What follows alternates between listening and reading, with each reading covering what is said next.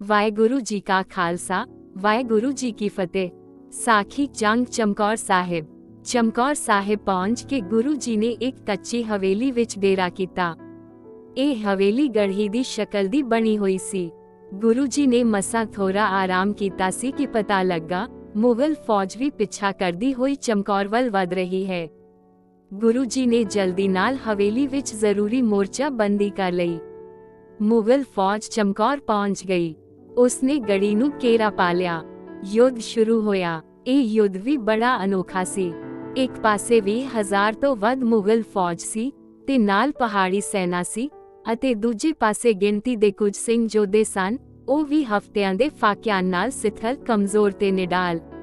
ਪਰ ਗੁਰੂ ਜੀ ਨੇ ਉਹਨਾਂ ਦੇ ਅੰਦਰ ਅਜਿਹੀ ਰੂਹ ਭਰੀ ਹੋਈ ਸੀ ਕਿ ਉਹ ਵੈਰੀ ਦੇ ਟਿੱਡੀ ਦਲ ਨੂੰ ਵੇਖ ਕੇ ਵੀ ਰਤਾ ਨਹੀਂ ਘਬਰਾਏ, ਬਲਕਿ ਪੂਰੇ ਜੋਸ਼ ਨਾਲ ਦੁਸ਼ਮਣ ਦਾ ਸਾਹਮਣਾ ਕਰਨ ਲਈ ਤਿਆਰ ਹੋ ਗਏ। ਗੁਰੂ ਜੀ ਨੇ ਪਹਿਲਾਂ ਸਿੰਘਾਂ ਨੂੰ ਥਾਪੜਾ ਦੇ ਕੇ ਰਣਭੂਮੀ ਵਿੱਚ ਭੇਜਿਆ। ਧਰਮ ਦੀ ਰੱਖਿਆ ਦੇ ਜੋਸ਼ ਵਿੱਚ ਭਰੇ ਹੋਏ ਉਹ ਸੂਰਬੀਰ ਯੋਧੇ ਇੰਨੇ ਰੋਹ ਤੇ ਵੀਰਤਾ ਨਾਲ ਲੜੇ ਕਿ ਦੁਸ਼ਮਣ ਵੀ ਵਾਹ-ਵਾਹ ਕਰ ਉੱਠੇ। ਅਣਗਿਣਤ ਵੈਰੀਆਂ ਨੂੰ ਪਾਰ ਬੁਲਾਉਂਦੇ ਹੋਏ ਉਹ ਸੂਰਮੇ ਲੜਦੇ ਲੜਦੇ ਸ਼ਹੀਦ ਹੋ ਗਏ। ਫੇਰ 5 ਹੋਰ ਅੱਗੇ ਆਏ, ਫੇਰ 5 ਹੋਰ, ਤੇ ਇਸ ਪ੍ਰਕਾਰ 5-5 2-2 ਤੇ ਇੱਕ-ਇੱਕ ਕਰਕੇ ਸਿੰਘ ਆਪਣੀ ਆਹੂਤੀ ਦਿੰਦੇ ਗਏ। ਸਾਖੀ ਬਾਬਾ ਅਜੀਤ ਸਿੰਘ ਜੀ ਦੀ ਸ਼ਹੀਦੀ। ਸਿੰਘਾਂ ਨੂੰ ਇਵੇਂ ਬਲੀਦਾਨ ਦਿੰਦਿਆਂ ਵੇਖ ਕੇ ਗੁਰੂ ਸਾਹਿਬ ਦੇ ਵੱਡੇ ਸਾਹਿਬਜ਼ਾਦੇ ਬਾਬਾ ਅਜੀਤ ਸਿੰਘ ਤੋਂ ਨਾ ਰਿਹਾ ਗਿਆ। ਉਹ ਸਵੇਰ ਤੋਂ ਗੁਰੂ ਜੀ ਦੇ ਨਾਲ ਬੈਠੇ ਵੈਰੀਆਂ ਉੱਤੇ ਤੀਰਾਂ ਦੀ ਵਰਖਾ ਕਰ ਰਹੇ ਸਨ। ਹੁਣ ਉਹਨਾਂ ਦੀ ਪ੍ਰਬਲ ਇੱਛਾ ਹੋਈ ਕਿ ਗੜ੍ਹੀ ਤੋਂ ਬਾਹਰ ਜਾ ਕੇ ਵੈਰੀਆਂ ਨੂੰ ਦੋ ਹੱਥ ਵਿਖਾਉਣ। ਉਹਨਾਂ ਨੇ ਪਿਤਾ ਜੀ ਪਾਸੋਂ ਰਣਭੂਮੀ ਵਿੱਚ ਜਾਣ ਦੀ ਆਗਿਆ ਮੰਗੀ। ਸੰਸਾਰ ਦੇ ਇਤਿਹਾਸ ਵਿੱਚ ਇਹ ਪਹਿਲੀ ਤੇ ਬੇਮਿਸਾਲ ਘਟਨਾ ਹੈ ਕਿ ਪਿਤਾ ਨੇ ਆਪਣੇ ਪੁੱਤਰ ਨੂੰ ਆਪਣੇ ਹੱਥੀਂ ਸ਼ਸਤਰ ਸਜਾ ਕੇ ਯੁੱਧ ਭੂਮੀ ਵਿੱਚ ਭੇਜਿਆ ਹੋਵੇ। ਗੁਰੂ ਜੀ ਨੇ ਬੜੀ ਪ੍ਰਸੰਨਤਾ ਨਾਲ ਆਪਣੇ ਵੀਰ ਸਪੁੱਤਰ ਦਾ ਮੂੰਹ ਚੁੰਮ ਕੇ ਤੇ ਥਾਪੀ ਦੇ ਕੇ ਉਸ ਨੂੰ ਮੈਦਾਨੇ ਜੰਗ ਵੱਲ ਤੋਰਿਆ। 5 ਸਿੰਘ ਉਹਨਾਂ ਦੇ ਨਾਲ ਸਨ। ਰਣਭੂਮੀ ਵਿੱਚ ਪਹੁੰਚਦਿਆਂ ਹੀ ਇਹਨਾਂ ਸੂਰਮਿਆਂ ਨੇ ਤਰਥੱਲੀ ਮਚਾ ਦਿੱਤੀ। ਬਾਬਾ ਅਜੀਤ ਸਿੰਘ ਨੇ ਤੀਰਾਂ ਦੀ ਉਹ ਬੁਛਾੜ ਕੀਤੀ ਕਿ ਬੈਰੀ ਘਬਰਾ ਕੇ ਪਿਛਾਂ ਨੂੰ ਨੱਸ ਤੁਰੇ। ਪਰ ਜਦੋਂ ਉਹਨਾਂ ਦਾ ਪੱਥਾ ਤੀਰਾਂ ਤੋਂ ਖਾਲੀ ਹੋ ਗਿਆ ਤਾਂ ਵੈਰੀ ਦਲ ਫੇਰ ਪਰਤ ਪਿਆ ਤੇ ਉਹਨਾਂ ਨੂੰ ਚਾਰੇ ਪਾਸਿਓਂ ਘੇਰ ਕੇ ਵਾਰ ਕਰਨ ਲੱਗਾ। ਹੁਣ ਸਾਹਿਬਜ਼ਾਦਾ ਅਜੀਤ ਸਿੰਘ ਨੇ ਮਿਆਨ ਵਿੱਚੋਂ ਕਿਰਪਾਨ ਕੱਢ ਲਈ ਤੇ ਲੱਗੇ ਵੈਰੀਆਂ ਦੀਆਂ ਲੋਥਾਂ ਦੇ ਢੇਰ ਲਾਉਣ। ਇੱਕ ਬਾਲਕ ਦੀ ਅਜਿਹੀ ਅਦੁੱਤੀ ਬੀਰਤਾ ਵੇਖ ਕੇ ਲਾਹੌਰ ਦਾ ਸੂਬੇਦਾਰ ਜ਼ਬਰਦਸਤ ਖਾਂ ਵੀ ਅਸ਼-ਅਸ਼ ਕਰ ਉੱਠਿਆ। ਪਰ ਆਪਣੀ ਫੌਜ ਦੀ ਖਹਿ ਹੁੰਦੀ ਵੇਖ ਕੇ ਉਹ ਰੋਹ ਵਿੱਚ ਆ ਗਿਆ। ਉਸਨੇ ਲਲਕਾਰਾ ਮਾਰਿਆ, ਫੜ ਲਓ ਇਸ ਨੂੰ ਜਿਉਂਦੇ। ਸੂਬੇ ਦੀ ਲਲਕਾਰ ਤੇ ਵੈਰੀਆਂ ਦਾ ਇੱਕ ਪੂਰਾ ਦਸਤਾ ਬਾਬਾ ਅਜੀਤ ਸਿੰਘ ਜੀ ਉੱਤੇ ਟੁੱਟ ਪਿਆ। ਉਹ ਵੀ ਅੱਗੋਂ ਕਰਾਰੇ ਹੱਥ ਵਿਖਾਉਣ ਲੱਗੇ। ਪਰ ਇਸ ਸਮੇਂ ਉਹਨਾਂ ਦੀ ਕਿਰਪਾਨ 2 ਟੋਟੇ ਹੋ ਗਈ। ਉਹਨਾਂ ਨੇ ਨੇਜ਼ਾ ਸੰਭਾਲਿਆ ਪਰ ਉਹ ਵੀ ਲੜਦੇ ਲੜਦੇ ਟੁੱਟ ਗਿਆ। ਉਹਨਾਂ ਨੂੰ ਸ਼ਸਤਰਹੀਨ ਹੋਇਆ ਵੇਖ ਕੇ ਵੈਰੀਆਂ ਦਾ ਹੌਸਲਾ ਵੱਧ ਗਿਆ ਤੇ ਉਹ ਵੱਧ ਕੇ ਉਹਨਾਂ ਤੇ ਵਾਰ ਕਰਨ ਲੱਗੇ। ਕੁਝ ਚਿਰ ਸਾਹਿਬਜ਼ਾਦਾ ਅਜੀਤ ਸਿੰਘ ਉਹਨਾਂ ਨੀਚ ਤੇ ਬੁਜ਼ਦਿਲਾਨ ਦੇ ਵਾਰ ਆਪਣੀ ਢਾਲ ਤੇ ਰੋਕਦੇ ਰਹੇ, ਪਰ ਅਖੀਰ ਬੀਰਤਾ ਨਾਲ ਵਾਰਾਂ ਨੂੰ ਸਹਿੰਦੇ ਸ਼ਹੀਦ ਹੋ ਗਏ। ਗੁਰੂ ਜੀ ਉੱਪਰ ਗੜ੍ਹੀ ਵਿੱਚ ਬੈਠੇ ਇਹ ਅਦੁੱਤੀ ਦ੍ਰਿਸ਼ ਵੇਖ ਰਹੇ ਸਨ। ਉਹਨਾਂ ਨੇ ਅਕਾਲ ਪੁਰਖ ਦਾ ਧੰਨਵਾਦ ਕੀਤਾ ਕਿ ਸਾਹਿਬਜ਼ਾਦਾ ਨੇ ਸੂਰਬੀਰਤਾ ਨਾਲ ਲੜਦੇ ਹੋਏ ਸ਼ਹੀਦੀ ਪ੍ਰਾਪਤ ਕੀਤੀ। ਉਹਨਾਂ ਦੇ ਕਦਮ ਨਹੀਂ ਥਿੜਕੇ। ਸਾਖੀ ਬਾਬਾ ਜੁਝਾਰ ਸਿੰਘ ਜੀ ਦੀ ਸ਼ਹੀਦੀ। ਵੱਡੇ ਵੀਰ ਨੂੰ ਸੂਰਮਗਤੀ ਨਾਲ ਸ਼ਹੀਦ ਹੋਇਆ ਵੇਖ ਕੇ ਛੋਟੇ ਵੀਰ ਜੁਝਾਰ ਸਿੰਘ ਦਾ ਲਹੂ ਉਬਾਲੇ ਖਾਣ ਲੱਗਾ। ਉਸਨੇ ਹੱਥ ਜੋੜ ਕੇ ਪਿਤਾ ਪਾਸ ਬੇਨਤੀ ਕੀਤੀ ਕਿ ਉਸ ਨੂੰ ਵੀ ਵੱਡੇ ਵੀਰ ਵਾਂਗ ਵੈਰੀਆਂ ਨਾਲ ਜੂਝਣ ਦੀ ਆਗਿਆ ਦਿੱਤੀ ਜਾਏ। ਮਹਾਨ ਪਿਤਾ ਦਸਮੇਸ਼ ਜੀ ਦੀਆਂ ਅੱਖਾਂ ਵਿੱਚ ਖੁਸ਼ੀ ਦੇ ਅਥਰੂ ਆ ਗਏ। ਉਹਨਾਂ ਨੇ ਬੜੀ ਪ੍ਰਸੰਨਤਾ ਨਾਲ ਪੁੱਤਰ ਨੂੰ ਆਗਿਆ ਦੇ ਦਿੱਤੀ ਤੇ ਵੱਡੇ ਸਾਹਿਬਜ਼ਾਦੇ ਵਾਂਗ ਛੋਟੇ ਸਾਹਿਬਜ਼ਾਦਾ ਜੀ ਨੂੰ ਵੀ ਆਪਣੇ ਹੱਥੀਂ ਸ਼ਸਤਰ ਸਜਾ ਕੇ ਰਣਖੇਤਰ ਵੱਲ ਤੋਰਿਆ। ਭਾਈ ਸਾਹਿਬ ਸਿੰਘ ਤੇ ਭਾਈ ਮੋਹਕਮ ਸਿੰਘ ਉਹਨਾਂ ਦੇ ਨਾਲ ਸਨ। 3 ਸਿੰਘ ਹੋਰ ਸਾਥ ਸਨ। ਬਾਬਾ ਜੁਝਾਰ ਸਿੰਘ ਗੜ੍ਹੀ ਤੋਂ ਉਤਰੇ ਤੇ ਹਵੇਲੀ ਦੇ ਬੂਹੇ ਤੇ ਪਹੁੰਚੇ। ਉਸ ਸਮੇਂ ਉਹਨਾਂ ਨੂੰ ਬੜੀ ਤਰ੍ਹਾਂ ਮਹਿਸੂਸ ਹੋਈ। ਰਣ ਵਿੱਚ ਜੂਝਣ ਤੋਂ ਪਹਿਲਾਂ ਤਰ੍ਹਾਂ ਮਿਟਾ ਲੈਣ ਦੇ ਵਿਚਾਰ ਨਾਲ ਉਹ ਵਾਪਸ ਮੁੜੇ। ਜਦੋਂ ਗੁਰੂ ਜੀ ਨੇ ਉਹਨਾਂ ਨੂੰ ਵਾਪਸ ਪਰਤਦਿਆਂ ਤੱਕਿਆ ਤਾਂ ਉਹਨਾਂ ਦੇ ਚਿਹਰੇ ਤੇ ਪ੍ਰਸ਼ਨਾਤਮਕ ਦ੍ਰਿਸ਼ਟੀ ਪਾਈ ਤੇ ਪੁੱਛਿਆ, ਬਰਖੁਰਦਾਰ, ਕੀ ਤੇਰਾ ਜੋਸ਼ ਠੰਡਾ ਪੈ ਗਿਆ ਹੈ ਜੋ ਵਾਪਸ ਆ ਗਿਆ ਹੈ? ਕੀ ਲੋਹੇ ਦੀ ਖੜਕਾਰ ਸੁਣ ਕੇ ਤੇਰਾ ਹੌਸਲਾ ਟਹਿ ਗਿਆ ਹੈ? ਸਾਹਿਬਜ਼ਾਦਾ ਜੁਝਾਰ ਸਿੰਘ ਨੇ ਉੱਤਰ ਦਿੱਤਾ, ਜੀ ਮੈਂ ਜਲ ਦੀਆਂ ਕੁਝ ਬੂੰਦਾਂ ਨਾਲ ਆਪਣਾ ਗਲਾ ਤਰ ਕਰਨ ਆਇਆ ਹਾਂ। ਇਹ ਸੁਣ ਕੇ ਪਿਤਾ ਦੇ ਚਿਹਰੇ ਤੇ ਸਖਤੀ ਆ ਗਈ। ਕਠੋਰ ਆਵਾਜ਼ ਵਿੱਚ ਬੋਲੇ, ਬਰਖੁਰਦਾਰ, ਸਾਡੇ ਕੋਲੋਂ ਜਲ ਦੀ ਮੰਗ ਨਾ ਕਰ। ਜਾਓ, ਦੁਸ਼ਮਣ ਦੇ ਲਹੂ ਨਾਲ ਆਪਣੀ ਪਿਆਸ ਬੁਝਾਓ। ਤੇਰਾ ਵੀਰ ਸਵਰਗ ਵਿੱਚ ਤੇਰੀ ਉਡੀਕ ਕਰ ਰਿਹਾ ਹੈ।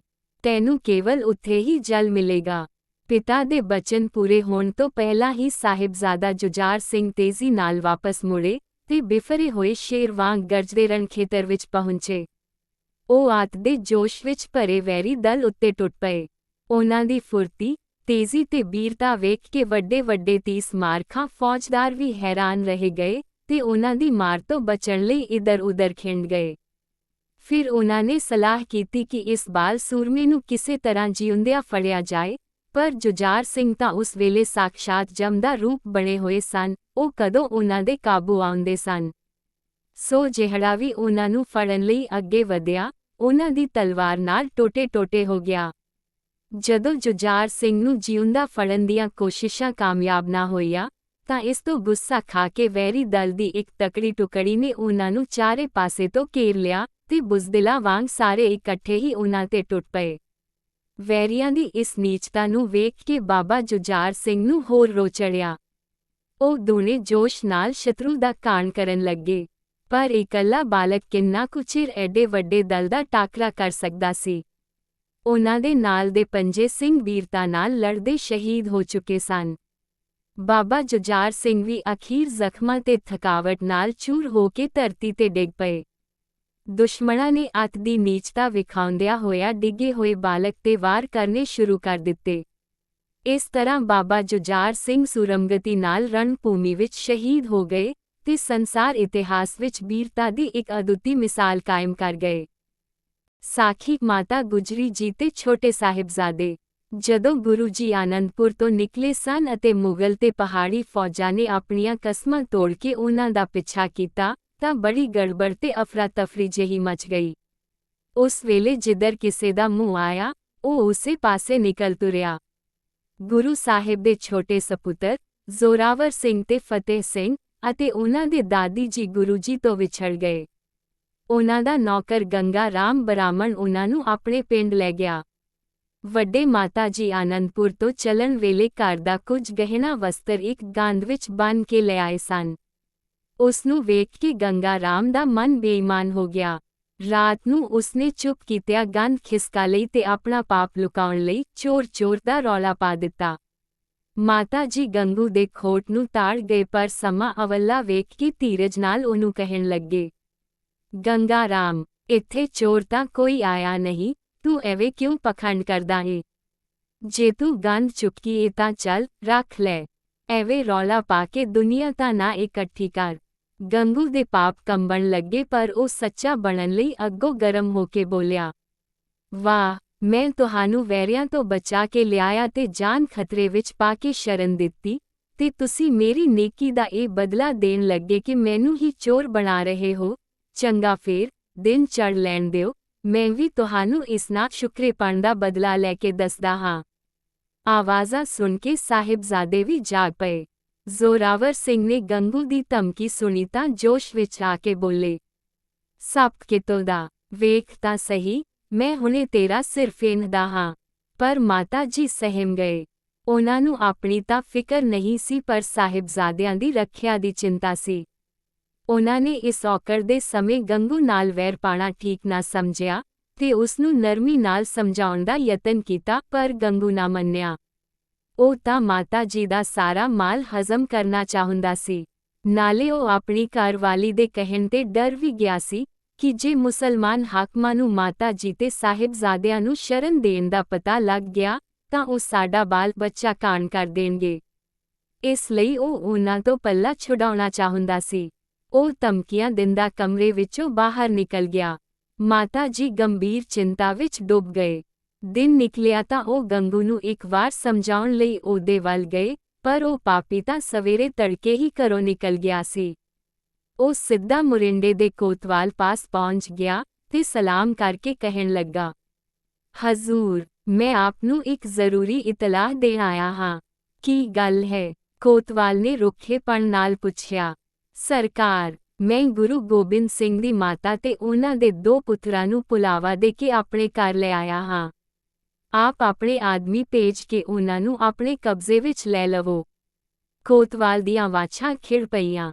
ਖੁਸ਼ ਹੋ ਕੇ ਬੋਲਿਆ, ਵਾਹ ਪੰਡਤਾ, ਫੇਰ ਤਾਂ ਵੱਡਾ ਕਾਰਨਾਮਾ ਕੀਤਾ ਈ। ਲੈ ਮੈਂ ਹੁਣੇ ਸਿਪਾਹੀ ਭੇਜਦਾ ਹਾਂ, ਉਹਨਾਂ ਦੇ ਸਪੁਰਦ ਕਰ ਦੇ। ਸਿਪਾਹੀ ਮਾਤਾ ਜੀ ਤੇ ਸਾਹਿਬਜ਼ਾਦਿਆਂ ਨੂੰ ਮੁਰਿੰਡੇ ਪਕੜ ਲਿਆਏ। ਕੋਤਵਾਲ ਨੇ ਉਹਨਾਂ ਨੂੰ ਸਰਹਿੰਦ ਦੇ ਨਵਾਬ ਵਜ਼ੀਰ ਖਾਂ ਕੋਲ ਪਹੁੰਚਾ ਦਿੱਤਾ। ਵਜ਼ੀਰ ਖਾਂ ਦੇ ਹੁਕਮ ਨਾਲ ਤਿੰਨਾਂ ਨੂੰ ਠੰਡੇ ਬੁਰਜ ਵਿੱਚ ਕੈਦ ਕਰ ਦਿੱਤਾ ਗਿਆ। ਮਾਤਾ ਜੀ ਆਪਣੀ ਅਧਿਆਤਮਕ ਸ਼ਕਤੀ ਦੁਆਰਾ ਹੋਣੀ ਦੀ ਝਲਕ ਵੇਖ ਰਹੇ ਸਨ। ਉਹਨਾਂ ਨੇ ਦੋਹਾਂ ਪੋਤਰਿਆਂ ਨੂੰ ਗੁਰੂ ਅਰਜਨ ਦੇਵ ਜੀ ਅਤੇ ਗੁਰੂ ਤੇਗ ਬਹਾਦਰ ਜੀ ਦੀ ਧਰਮ ਦੀ ਖਾਤਰ ਸ਼ਹੀਦੀ ਦੀਆਂ ਗੱਲਾਂ ਸੁਣਾ ਕੇ ਦ੍ਰਿੜ ਕਰਾਇਆ ਕਿ ਜੇ ਤੁਹਾਨੂੰ ਮੁਗਲ ਧਰਮ ਬਦਲਣ ਲਈ ਲੋਭ ਜਾਂ ਡਰਾਵੇ ਦੇਵੇ ਤਾਂ ਉਸਦੇ ਰੂਪ ਵਿੱਚ ਨਹੀਂ ਆਉਣਾ। ਦੋਵੇਂ ਸਾਹਿਬਜ਼ਾਦੇ ਪਹਿਲਾਂ ਹੀ ਬੜੇ ਉਤਸ਼ਾਹੀ ਸਨ, ਹੁਣ ਹੋਰ ਦ੍ਰਿੜ ਹੋ ਗਏ। ਉਹਨਾਂ ਨੇ ਮਾਤਾ ਜੀ ਨੂੰ ਭਰੋਸਾ ਦਿੱਤਾ ਕਿ ਭਾਵੇਂ ਜਾਨਾਂ ਚਲੀਆਂ ਜਾਣ ਪਰ ਉਹ ਧਰਮ ਛੱਡਣਾ ਕਬੂਲ ਨਹੀਂ ਕਰਨਗੇ ਅਤੇ ਗੁਰੂ ਘਰ ਦੇ ਜਸ ਨੂੰ ਕਲੰਕ ਨਹੀਂ ਲਾਉਣਗੇ। ਸਾਖੀ ਮੁਗਲ ਦਰਬਾਰ ਵਿੱਚ ਪੇਸ਼ੀ। ਅਗਲੇ ਦਿਨ ਸਾਹਿਬਜ਼ਾਦਿਆਂ ਨੂੰ ਦਰਬਾਰ ਵਿੱਚ ਲਿਆਂਦਾ ਗਿਆ। ਵਜ਼ੀਰ ਖਾਂ ਨੇ ਉਹਨਾਂ ਨੂੰ ਭਰਨ ਵਿੱਚ ਪਾਉਣ ਲਈ ਕਿਹਾ ਕਿ ਤੁਹਾਡੇ ਪਿਤਾ ਗੁਰੂ ਗੋਬਿੰਦ ਸਿੰਘ ਚਮਕੌਰ ਦੇ ਯੁੱਧ ਵਿੱਚ ਸ਼ਹੀਦ ਹੋ ਗਏ ਹਨ। ਤੁਸੀਂ ਹੁਣ ਯਤੀਮ ਹੋ ਤੇ ਕੈਦੀ ਹੋ, ਲੇਕਿਨ ਜੇਕਰ ਤੁਸੀਂ ਮੁਸਲਮਾਨ ਬਣ ਜਾਓ ਤਾਂ ਤੁਹਾਨੂੰ ਕੈਦ ਵਿੱਚੋਂ ਛੱਡ ਦਿੱਤਾ ਜਾਏਗਾ ਅਤੇ ਤੁਹਾਡੇ ਗੁਜ਼ਾਰੇ ਲਈ ਸ਼ਾਹੀ ਖਜ਼ਾਨੇ ਵਿੱਚੋਂ ਧਨ ਦਿੱਤਾ ਜਾਏਗਾ। ਪਰ ਗੁਰੂ ਗੋਬਿੰਦ ਸਿੰਘ ਦੇ ਸ਼ੇਰ ਪੁੱਤਰ ਦੁਨੀਆ ਦੇ ਥੋੜ੍ਹੇ ਚਿਰ ਸੁੱਖ ਲਈ ਆਪਣਾ ਧਰਮ ਛੱਡਣਾ ਕਦੋਂ ਮੰਨਦੇ ਸਨ? ਉਹਨਾਂ ਨੇ ਇਸ ਗੱਲ ਤੋਂ ਸਾਫ਼ ਨਾ ਕਰ ਦਿੱਤੀ। ਵਜ਼ੀਰ ਖਾਂ ਨੇ ਬੜੀਆਂ ਧਮਕੀਆਂ ਤੇ ਡਰਾਵੇ ਦਿੱਤੇ ਪਰ ਵੀਰ ਬਾਲਕ ਰਤਾ ਨਾ ਡੋਲੇ। ਸੂਬੇਦਾਰ ਨੂੰ ਬੜਾ ਗੁੱਸਾ ਆਇਆ।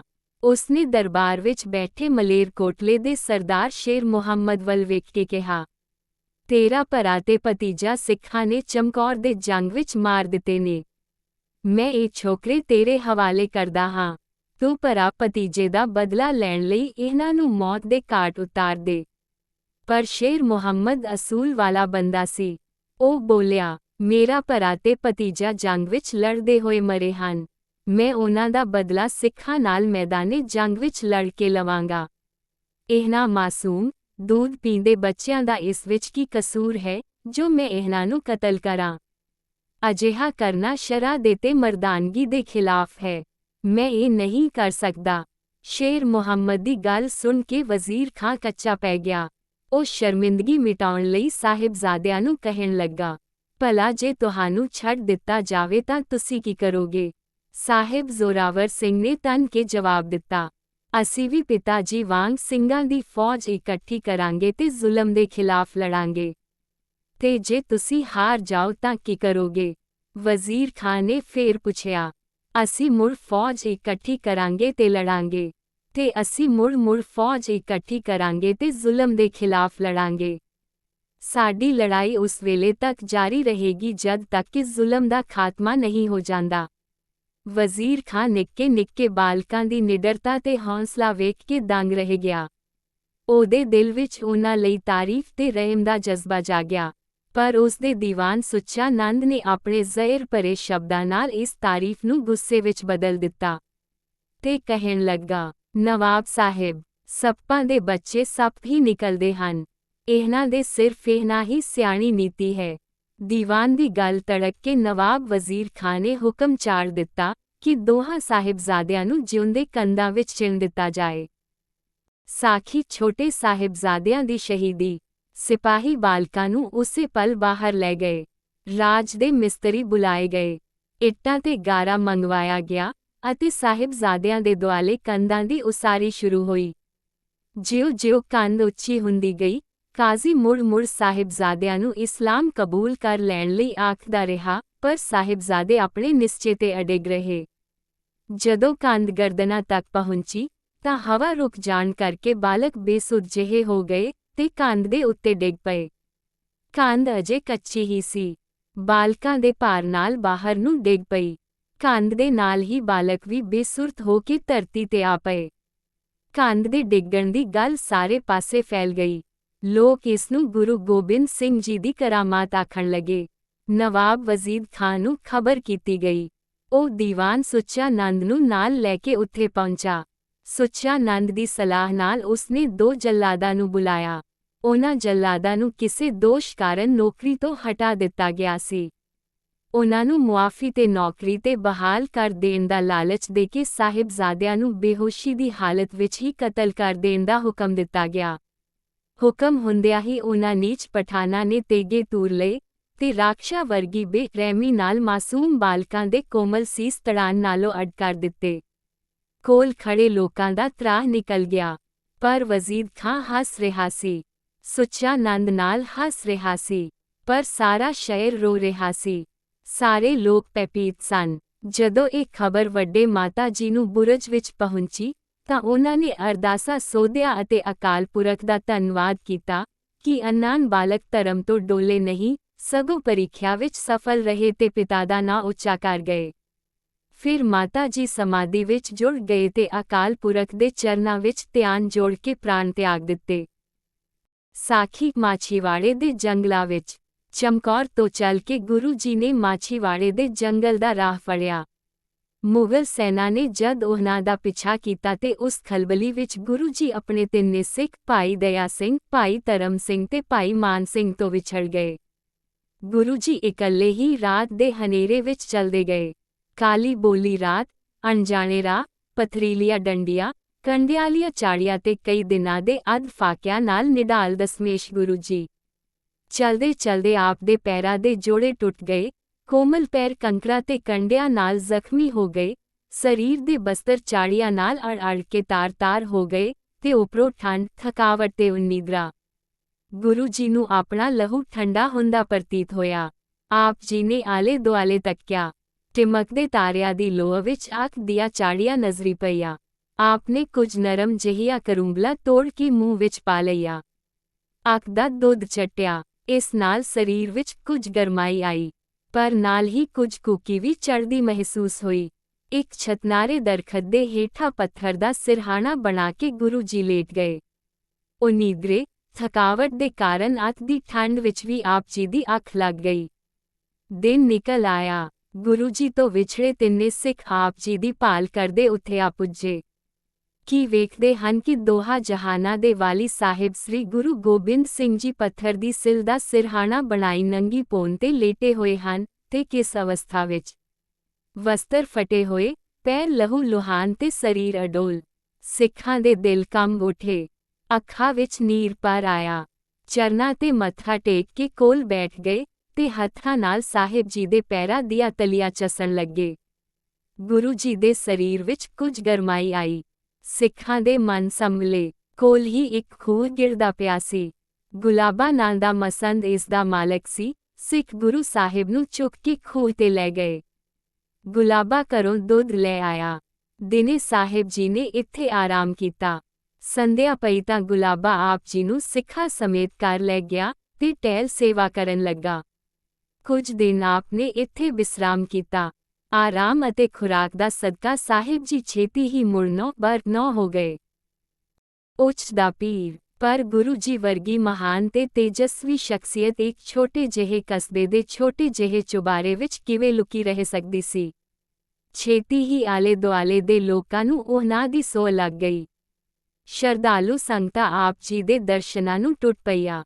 ਇਸ ਨਾਲ ਮੁਗਲ ਸੂਹੀਆਂ ਨੂੰ ਵੀ ਗੁਰੂ ਜੀ ਦੀ ਸੋਹ ਲੱਗ ਗਈ ਤੇ ਝੱਟ ਹੀ ਮੁਗਲ ਫੌਜ ਇਧਰ ਨੂੰ ਹਿਲ ਪਈ।